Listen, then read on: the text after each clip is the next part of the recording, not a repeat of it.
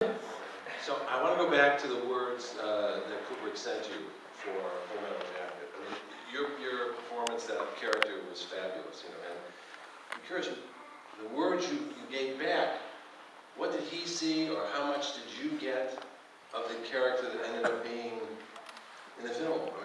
I mean, the only thing that he said to me was, in the book Short Timers, the character was very thin and frail and weak because of that. And Stanley, he thought that my ability was good, that he said that he naturally felt a lot of sympathy for me without even trying when I was doing the words.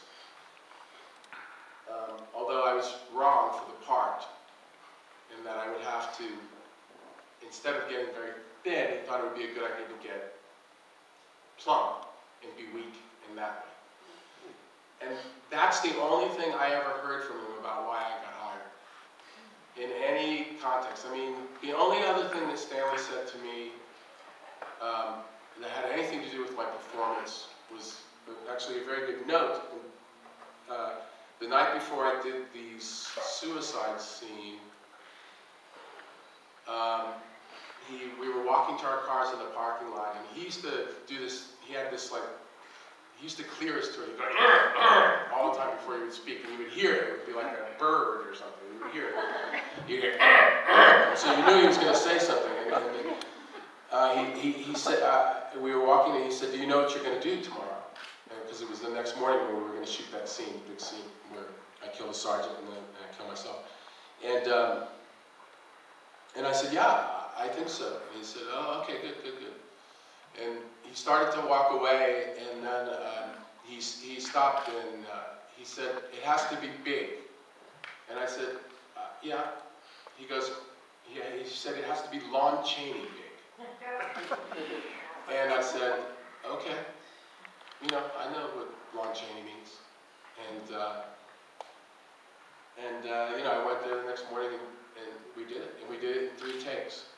And I remember sitting next to him after the 3rd take. He wanted me to sit and watch the 3 takes with him. And on the 2nd take, he reached over and put his hand on my hand on the 2nd take, tapped it like this. And that's the only thing I ever got back from him. Well, I think we only have time for one more question. Donna, has your hand up? My college roommate is here. If you were a girl, you'd get a handbag. Somebody back there. I think it's wonderful how seriously you regard the craft of acting, and I really appreciated a lot of what you said. What was the best piece of advice you got as an actor on your craft and technique coming up when you were just starting out? Well, that's good. That's a very good question.